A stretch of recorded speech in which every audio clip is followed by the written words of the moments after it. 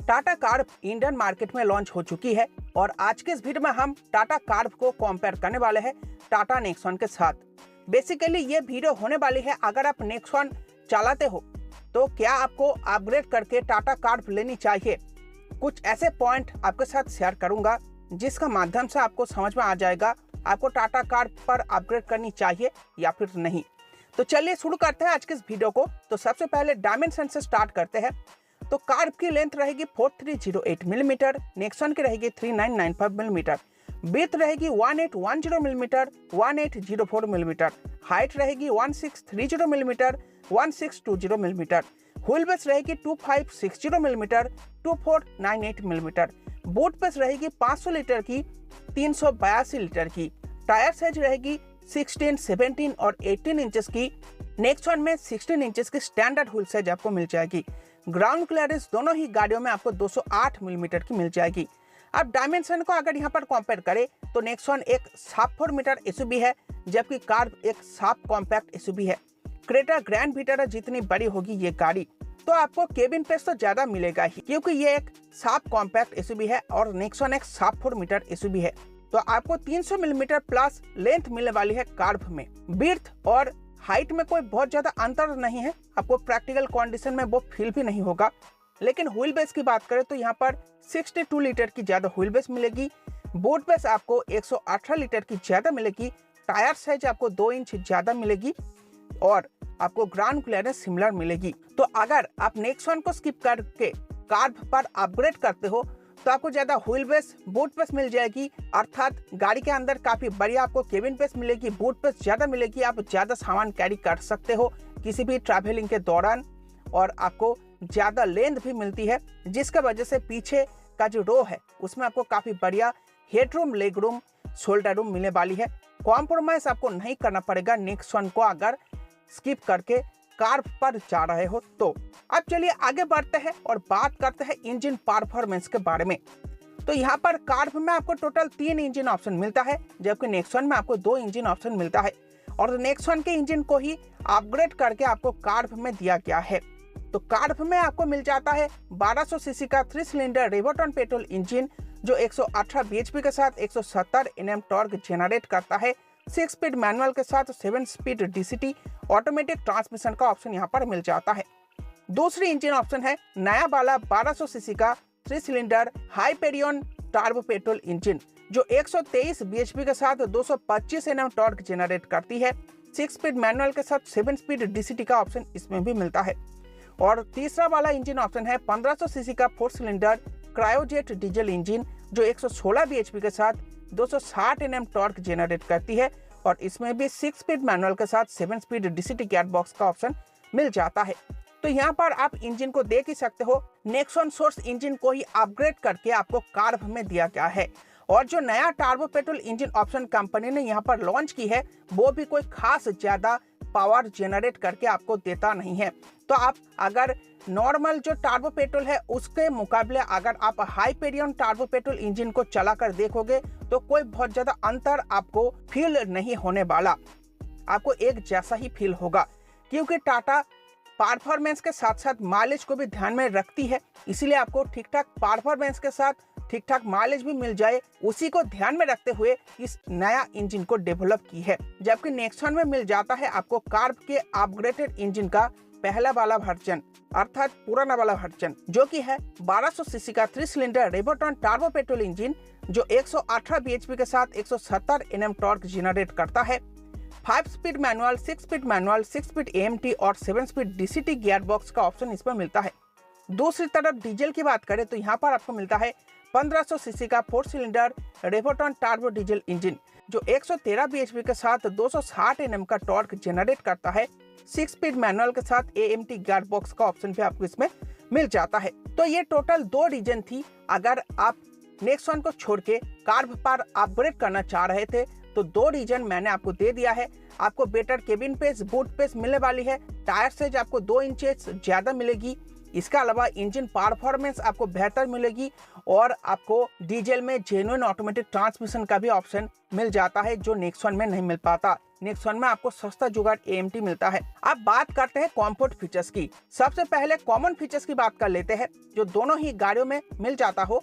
वो है rain sensing wipers, LED fog lamps, automatic head lamps, auto climate control with inbuilt air purifier, auto dimming RVM, LED headlamp and tail lamp, ventilated front seats, paddle shifters, multi drive modes, eco city and sport और iRA connected car features. अब उन features के बारे में बात करते हैं जो सिर्फ आपको कार्व में मिलेगी। पैनोरामिक सनरूफ, 6-वे power adjustable driver seat, 9 speaker sound system by JBL। Nexon में आपको 8 स्पीकर का साउंड सिस्टम मिलता है। नेक्सॉन में आपको मिनी सनरूफ मिलती है, जबकि नेक्सॉन में आपको मैनुअली एडजस्टेबल ड्राइवर सीट मिलती है। इसके अलावा 12.3 इंचेस का टच स्क्रीन इंफोटेनमेंट सिस्टम भी मिल जाता है। नेक्सॉन में आपको 10.24 इंचेस का मिलता है। वैसे 10.24 इंचेस का टच स्क्रीन कोई छोटी टच स्क्रीन नहीं है, बस उससे थोड़ा ज्यादा बड़ा टच स्क्रीन आपको कार्व में मिलता है।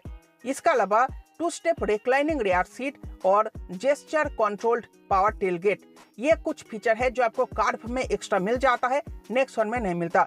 लेकिन ऐसी कोई फीचर नहीं है जो नेक्सॉन में मिल जाता हो लेकिन कार्व में नहीं मिलता। तो कंफर्ट फीचर्स में भी आप देख सकते हो कार्व में आपको काफी सारे एक्स्ट्रा फीचर मिल जाता है जो नेक्सॉन में नहीं मिलता। अगर आपको ये एक्स्ट्रा फीचर चाहिए तो ये एक और कारण बन जाता है कार्व पर अपग्रेड करने के लिए नेक्सॉन को स्किप करके। अब चलिए आगे बढ़ते हैं और बात करते हैं सेफ्टी फीचर्स के बारे में। सबसे पहले कॉमन फीचर्स की बात कर लेते हैं। तो इसमें आपको मिल जाता है 6 airbag, ABS UTBD, hill hold control, आइसोपिक anchors, electronic stability control, 360 view camera, blind view monitor. तो ये कुछ सेफ्टी फीचर है जो दोनों ही गाड़ियों में मिल जाता है। इसके अलावा अगर क्रैश टेस्ट की बात करें तो क्रैश टेस्ट में भी कोई दिक्कत, कोई समस्या नहीं होनी चाहिए, कोई शक नहीं होनी चाहिए, क्योंकि टाटा की ज्यादातर गाड़ियां आपको 5 स्टार रेटेड ही मिलती है। सिर्फ टियागो और टिगोर को छोड़ के वो 4 स्टार रेटेड है। तो यहाँ पर नेक्सॉन के अभी हाल फिलहाल में ही क्रैश टेस्ट हुई थी जिसमें उसे 5 स्टार की क्रैश टेस्ट रेटिंग भी मिली हुई है और कार्व की भी हो जाएगी, उसमें भी उसे 5 स्टार की क्रैश टेस्ट रेटिंग मिल जाएगी। कोई भी दुविधा यहाँ पर आपको नहीं होगा।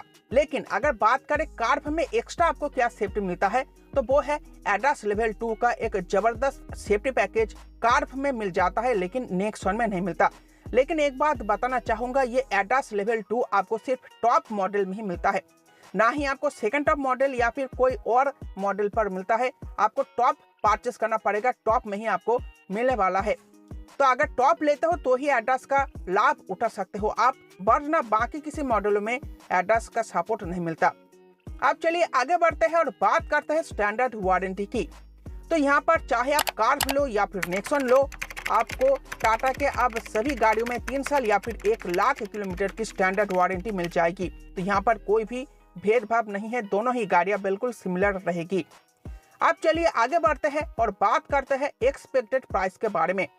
तो देखो, अभी नेक्सॉन की प्राइसेस 8 लाख रुपए से शुरू होकर 15 लाख प्लस चली जाती है, लेकिन अगर कार्व लॉन्च होती है तो कार्व 10 से 11 लाख रुपए के बीच लॉन्च होगी और इसकी टॉप मॉडल कहीं ना कहीं बहुत ज्यादा महंगी नहीं होगी, क्योंकि ये एक कॉम्पैक्ट एसयूवी है और कॉम्पैक्ट एसयूवी में खुद की जगह बनाने के लिए यहाँ पर कंपनी को काफी कम प्राइस में गाड़ी को लॉन्च करना पड़ेगा, क्योंकि इस सेगमेंट में काफी बड़े बड़े खिलाड़ी मौजूद है, जैसे कि Hyundai Creta, Kia Seltos, grand Vitara, Toyota Hyryder.